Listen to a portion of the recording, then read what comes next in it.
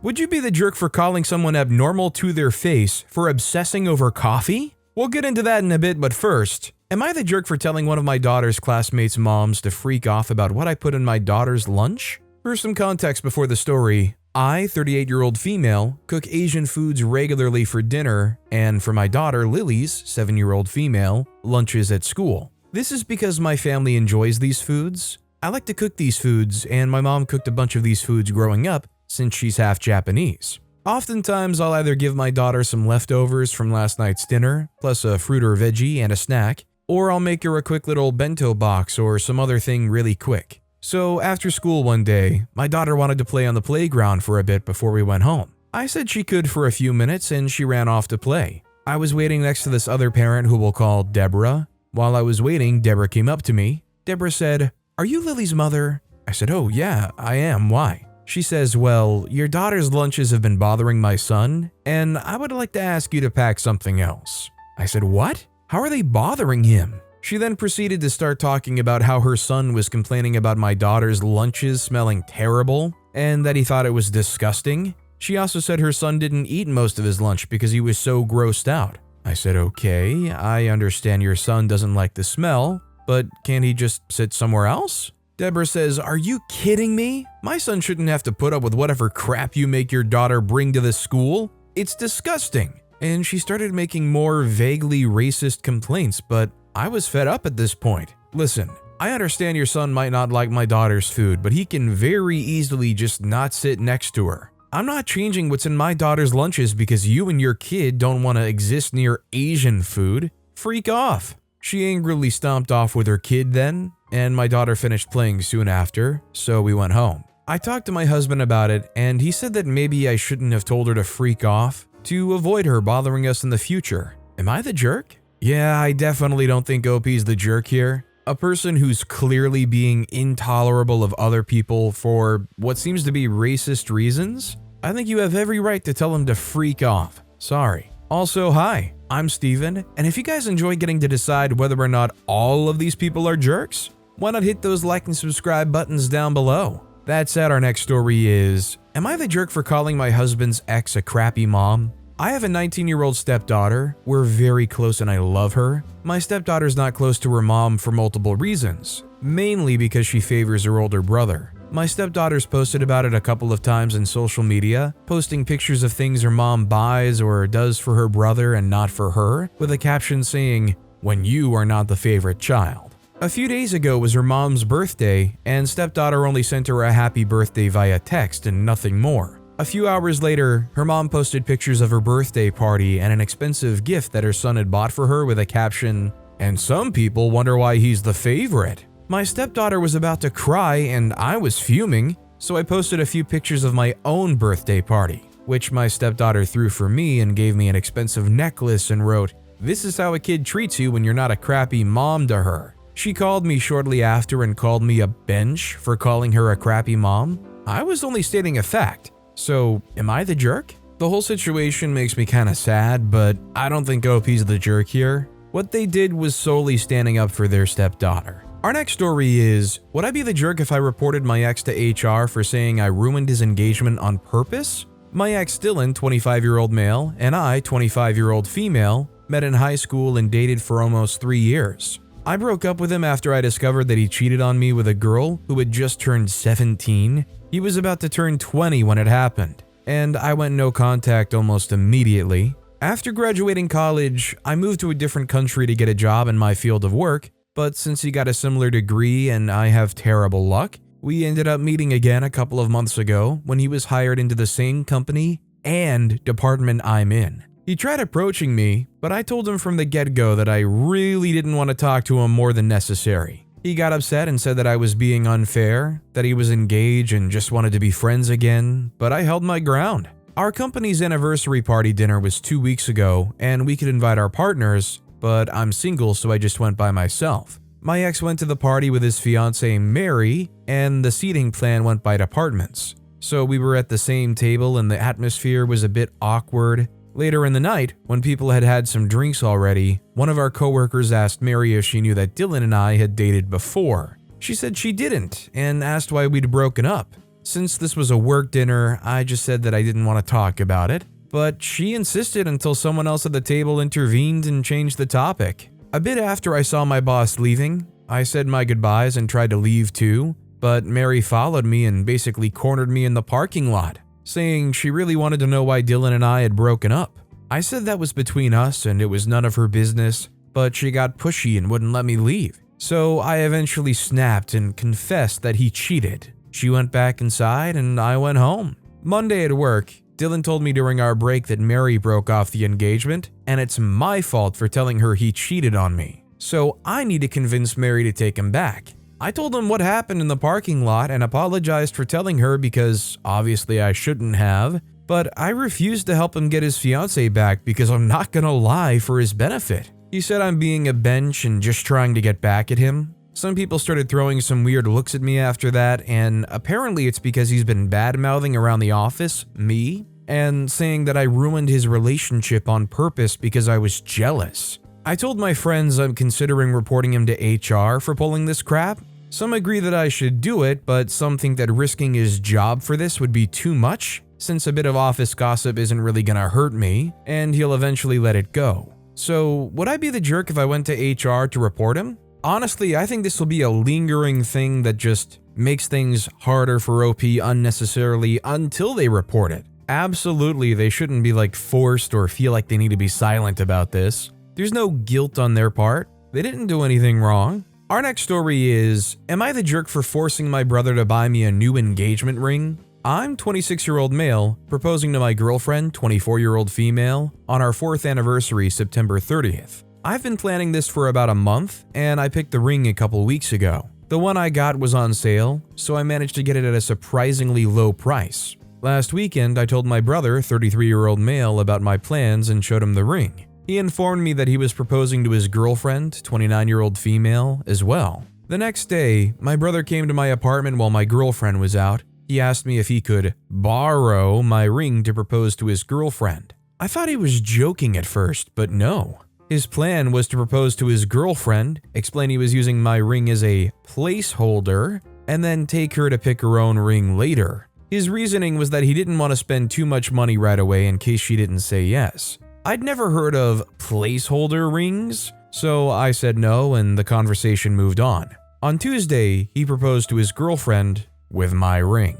He'd taken it before leaving my apartment. I got distracted at work and didn't notice it was gone until his fiancée sent a picture of herself wearing the ring to our family group chat. I called him to ask about the ring, and he immediately apologized and said he'd keep his promise and give it back to me. But at this point, my girlfriend had seen it and his fiancée had posted about it on social media, so it was pointless for me to propose using the same ring. We fought about it, and he confessed that while he'd told his fiancée the ring was a placeholder, he didn't tell her where he'd gotten it from. I felt more angry and betrayed about him going behind my back and taking the ring after I said no than the fact that he stole it. I also know his fiancée enough to know that she wouldn't like to learn her engagement ring had been stolen from me, so I told my brother I'd tell her the truth if he didn't buy me a new engagement ring. He fought against it for a few hours, but finally gave up and agreed. We went to a different jewelry store yesterday, and I picked a new ring. I managed to stay in the price range, but the new one was still $100 more expensive. My brother bought the ring, but is still accusing me of being inconsiderate and childish. He is insistent he would have given me the ring back had I given him the opportunity, and I didn't need to threaten him to spend so much money on me. He's now refusing to talk to me. I don't know how to feel about this anymore. I'd usually talk to my brother about these things, and it's surreal that he's the one I'm fighting. I can't tell my fiancé, and many of our friends overlap. The only other person who knows about this is our mom, who's divided. She thinks that what my brother did was wrong and I'm right to be ticked at him, but I didn't have to stoop as low as I did by threatening his relationship. Am I the jerk? So, I don't think OP's the jerk here. If they were that worried about something happening to their relationship as a result of this, they wouldn't have done it. They knew the potential consequences and they still went and was just a terrible person. And also, it's so weird because if they can afford to buy the brother a replacement ring after they stole it, why not just get your own in the first place? Our next story is, am I the jerk for telling my pregnant sister that her husband can't sleep at my house and in turn kicking her out too? My 30-year-old female, pregnant sister, 34-year-old female, and her husband, 42-year-old male, planned 2 weekend trips to visit me on the West Coast, also as a pit stop to get to and from Hawaii. My sister Jane is pregnant, and this trip is their baby moon. Jane's husband, Charles, my husband, 31-year-old male, Victor. Background: I don't like how Charles speaks to or treats Jane in general. Charles often argues and raises his voice at Jane throughout the day about trivial things. I've talked to Jane about his behavior before, and she's told me, "I realize how he sounds when he talks to people. We fight about it all the time. And I think he needs anger management." It always ends with her apologizing or making excuses. Weekend 1, the entire time we spent with Charles was quite exhausting and miserable for me. He argued with my sister multiple times. When Victor speaks, I can see Charles rolling his eyes, nudging Jane's elbow, and whispering snide remarks to her. He seems to think these all go unnoticed by us. He usually talks down to me, cuts me off, and enjoys flaunting his knowledge. My brother, mom, and some cousins also find him a difficult person to be around. Charles and Jane leave my house, and the next day I'm overwhelmed by the stress and how uncomfortable Charles always makes me feel. Victor finds me crying and thinks they should not come back to sleep in our home because it's so stressful for me, but agrees we should still hang out with them out of our house. I cried about it because I don't want to put my sister in a difficult situation, especially with her being pregnant and trying to enjoy a vacation. I end up telling Jane how I feel. Charles is rude and disrespectful to you, me, and Victor. I still want to spend time with you while you're in town, but I need separate time to decompress after being with Charles. I love you, but this is the boundary I need to set for this dynamic to work. She cries and says if she doesn't sleep here, she will need a break from me. I apologize to her and emphasize this is about needing a break from Charles, not Jane, both during a phone call and text. Charles calls me and it goes terribly. He talks over me. He tells me he is disappointed because I'm not supporting my sister's pregnancy by not allowing him to sleep at my place. Jane is bringing life into this world. Our feelings aren't what matter. Jane is what matters right now. If we don't sleep there, we won't be seeing you. Weekend 2 starts today. I haven't heard from Jane. Am I the jerk? I mean, I think I would have liked OP to express more of a "you can stay here but Charles can't" kind of sentiment. But overall, I really don't think they're the jerk here. You can't put up with having a visitor in your house that just drives you crazy. Our next story is, am I the jerk? I'm getting married in a year and have set an age limit of 21 and over at our wedding, but my family are asking me to budge on this decision. Am I the jerk? Basically, we're getting married and have said that we want no children. Kids of friends, kids of family, kids of relations, etc. And the amount of backlash we've received, despite us paying for the wedding, is ridiculous. My brother has 2 loud children and has never been favorable of our relationship, but is absolutely adamant that his kids should be at the wedding. We have said over and over again that anyone, despite relation, who is under the age of 21 cannot attend the ceremony or, as it were, the big day. However, we're now receiving an influx of messages 18 months before the wedding from folks who can't sort childcare, etc. My partner and I don't want children, aren't big fans, and frankly don't want to waste money on extra tiny guests, but our families don't get it. Am I/are we the jerk? I feel like it's a pretty normal thing, you hear all the time about having a child-free wedding. It definitely sucks that you get so much grief about it, but at the same time you do have to understand that if you do have a child-free wedding, a number of people might not show up just because of having to try to get childcare. Our next story is, am I the jerk for giving my late husband's estate to a stranger instead of our kids? I, female 55, had been married to my husband, male 60, for 20 years before he died. It was cancer. He had 2 kids from a past marriage who were in their early teens when he married me. I had a 7-year-old from an earlier relationship as well. We didn't have any more kids. I tried to treat my stepchildren as my own, but they never accepted me. They were very rude and insulted me whenever they could. Since I didn't work, they called me a gold digger who married their dad only for his money. The truth was, my grandparents were quite wealthy and left me a lot of money when they died. I lived well below my means and chose to stay home and raise my daughter since I could afford that. I didn't need his money at all. but I didn't bother sharing this with his kids and told him not to either. I didn't want them to like me just because they might gain monetarily from me. My husband, on the other hand, hated how they behaved with me. Their blatant disrespect made him not pay for their college tuition. Their mom couldn't pay for it and they had to take loans for it. They didn't even talk to him.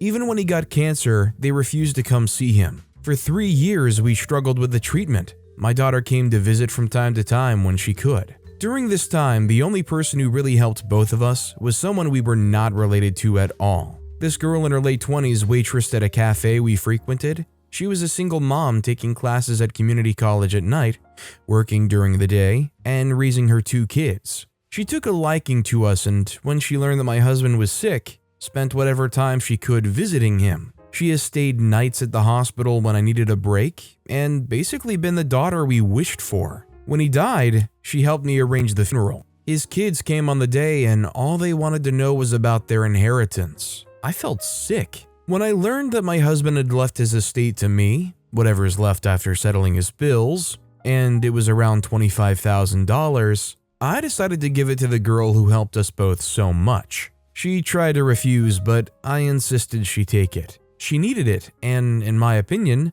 deserved it more than the ungrateful children. My daughter understands why I didn't give it to his children, but is upset I didn't give anything to her either. I told her she already had money and a job. Not to mention, she'll get my inheritance. This is in no way her money. But his ex-wife and kids are causing havoc over this and really upset with me. They're calling me the jerk for giving away money they deserve. Am I the jerk? So personally, I think whether or not those people feel like they were entitled to that money, this inheritance belonged to OP. They intentionally left it to OP, and it was OP's money to do with as they like. I don't think that makes them the jerk. Our next story is, would I be the jerk for refusing to change my wedding theme? I, female 27, am marrying my fiance, female 26, next October. We've had a very long engagement, 3 years now, because we're paying for our wedding ourselves, and we wanted to take time to save up enough money to have the wedding of our dreams. I know that the wedding isn't everything, of course, and we're both so excited to be getting married regardless, but we figure since we only plan on doing this once, may as well go all out. Now, my fiance and I both work in animal sciences and have always had a taste for the macabre. We've planned our wedding to have a sort of dark nature theme. Our ideal decor includes a lot of moss, mushrooms, dark flowers, and even the occasional antler or skull. Ethically sourced, of course. That's part of what makes them so expensive, but we refuse to compromise on that. My dress is black, and I plan to walk down the aisle to hosiers like real people do.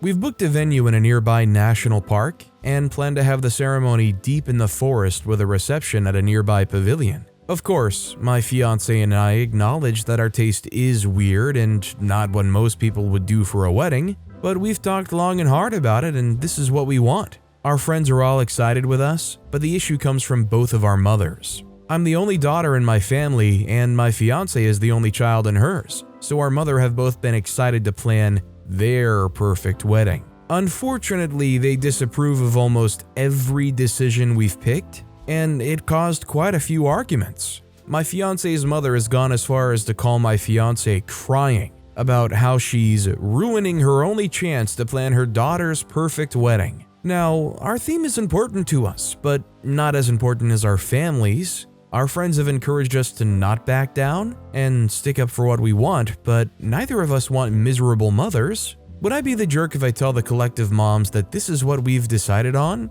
Would it be easier just to change a few things? I agree wholeheartedly with OP's friends. Do not back down and do not compromise on the wedding you and your partner want. Because honestly, as soon as you start compromising and changing a few things just to make it a little bit more accessible to the mother or mother-in-law, it doesn't really become the wedding you've dreamed of anymore. This next story is, would I be the jerk if I rescind a job offer that I previously gave a young girl? I, 25, am a general manager at a frozen yogurt shop. I'm not the owner, but I have been with them since I was a teen and worked my way up to my current position. It's been the perfect job to pair with my classes. As the general manager, I do the scheduling as well as the hiring. The owners trust my judgment and let me hire or fire at my own discretion. Last week, I hired a girl, 16, from the local high school. She was extremely sweet and showed a willingness to work. Seems a little on the quiet side, but this being her first job, I think it's expected to an extent.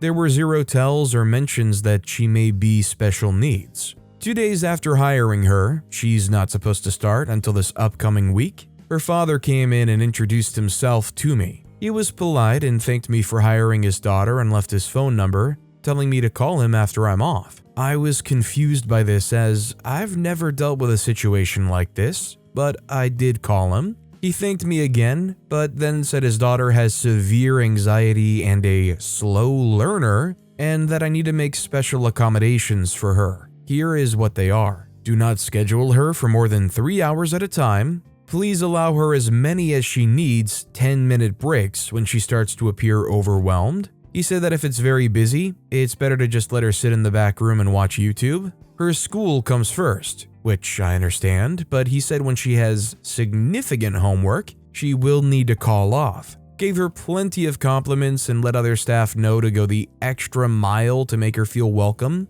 If she does make a mistake, not to discuss it with her, but to call him. I don't know much about employment law, and not sure if I could be in legal trouble, but like every state, we have at-will employment. I called the owner to tell him about this, and he said to use my discretion. I want to call the father back and say I cannot make these accommodations, and if she does need these accommodations, I will have to rescind the job offer. I feel for the girl. Like I said, she was very sweet, but at the same time, I do have a business to run. I'm not a special ed teacher. What is the point of hiring her when I'll need to be overstaffed to accommodate for her? I just can't do it. So right now, I'm thinking of calling her dad tomorrow and letting him know that she will be treated like every other employee. And if this won't work for her, then she cannot work here. Would I be the jerk for that? So I can't think OP's the jerk here. Unfortunately, even if she does legitimately have these conditions, she did apply for a job with the presentation that she would be a fully participating employee. I think honestly, the important thing is to talk one-on-one with this girl and try to understand where she personally is coming from on this. It might be a situation where the dad is over-exaggerating. Our next story is, am I the jerk for not having ibuprofen at home? So I, male 24, have been with my girlfriend, female 29, for about 6 months now. We go to each other's places frequently and sleep at the others occasionally. So last week, she slept over and woke up with period cramps. She asked for ibuprofen, and because I only had 2 pills, I gave her those. I don't really use ibuprofen much because I'm generally not very prone to pain apart from headaches, but those I use Tomiprin for. Apparently those 2 pills weren't enough for her and she got really upset at me. She said I should have ibuprofen at home, that it's a basic necessity and that I should have it especially because she needs it frequently for her cramps. I don't see a reason for me to have large amounts of ibuprofen at home. I don't need it. She's the one who does. Now, I asked some friends and they said that since I know she needs it, I should have some at home for her. I feel like if she needs it, she should take it with her instead of me having to provide it. So I guess you could argue that like having some ibuprofen/Tylenol would be a good like survival backup thing or whatever. I just feel like it would be a very reasonable thing if you were seeing somebody, you went to their house and said, "Hey, do you have any ibuprofen?" And their response was, "No, I don't have any." I mean, is it just really that surprising that somebody doesn't have ibuprofen with them? Our next story is, am I the jerk for not apologizing to a man for saying his obsession over coffee was abnormal? I, female 27, was running late to work yesterday and stopped to get my coffee at insert national orange and pink coffee chain instead of the local little shop I go to. I live in Brooklyn, so there are a lot of great places for coffee, but not all of them are speedy. This place's coffee isn't half bad anyway, plus they have donuts.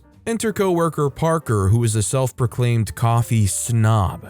Parker's my age. He saw the cup on my desk and started teasing me. The first time I was like, haha, I know. And that was that. Parker didn't stop though, and it felt less like teasing and more like just being rude. He started going off on my taste, how I wouldn't know good coffee if it hit me in the face, how I was crazy to drink that trash at various points throughout the day. Finally, at lunch, he was like, You should really just let me make you something so you can actually appreciate good coffee. And like, we have a small kitchen where he keeps a mocha pot and beans, and it sounded unbearable. I said, Parker, it is not normal to be this intense over a cup of coffee. And a few of my coworkers who were sitting next to me snorted. We all kinda exchanged looks as he made his own coffee. This morning on the elevator, it was just Parker and me, and he said, I was very embarrassed by what you said yesterday. I'm very passionate about coffee. I said, okay, but you don't need to be rude about it to me. And he said,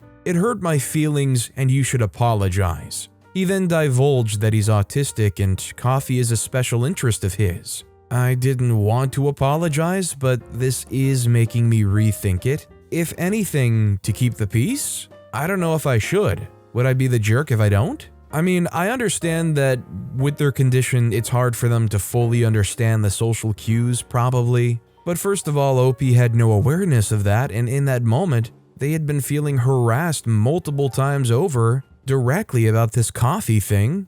I think their reaction was pretty understandable. Our next story is, am I the jerk for removing my daughter from her bed at 3 a.m.? My 34-year-old female daughter, 7, has been having a sleep regression issue for the last 6-ish months. Basically, she gets up 2 to 5 times a night. Almost every single time, she tells my husband and I that she wants to physically tuck her back in. She shares a room with 2 of her 3 siblings. Not ideal and will be changing. Whenever my husband gets up with her, the behavior gets more frequent. In my eyes, this is because he goes all in, doing things like singing to her, cuddling her, talking to her, instead of placing her back in the bed and going back to sleep. She basically gets a ton of attention with him at night, and it makes her get up more. I've tried to explain this to him, but he dismisses it, so I usually get up with her to try to curb the behavior by giving minimal feedback and just putting her back in bed. My daughter came to me at almost 3 a.m. and asked me to cover her back up.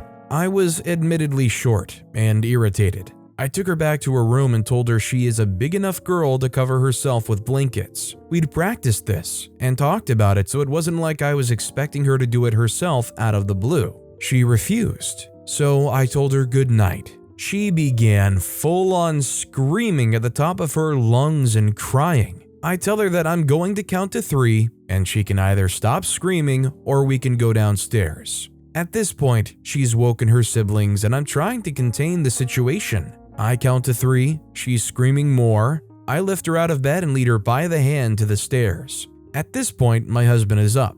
He tells me he can handle it. I tell him I'm taking her downstairs to talk to her and keep her from screaming where everyone sleeps. He tells me to stop. I tell him he's undermining me and to back off. He does step aside but follows me downstairs and is cooing to her the whole time and bringing her water. I repeat that I can handle it and to please leave us to talk. He refuses. I do manage to talk to my daughter, explain that she can't scream like that and that she needs to be a big girl and cover herself with her blankets at night. My husband hovers over my shoulder. I take her back to bed. She does cover herself up, and we leave the room. He immediately turns to me and tells me that I was abusing our daughter, that I can't convince him that what I was doing wasn't abuse. I try to explain, but he just ignores me and marches downstairs to the couch. I try to talk to him again, but he just insists that I'm abusing our daughter. I was admittedly short with her, but besides leading her downstairs by the hand, I did not touch her, and I don't feel I was overly mean in trying to enforce her tucking herself in when she finds herself uncovered in the middle of the night. So, am I the jerk? Honestly, I think OP's behavior here is pretty normal and reinforcing the whole concept of growing up and not reinforcing bad behaviors. And I do think the husband's lack of understanding and awareness in the situation is pretty concerning. Not just a lack of awareness, but the fact that they would go straight to, "You're abusing her," by not just giving her her every demand. But with that being said, that's all the time we have for today. Now, if you want to hear another crazy Am I the Jerk Here story, check out that video on the left. Or, if you missed my latest video, check out that video on the right. That said, I'll see you all next time with some more stories.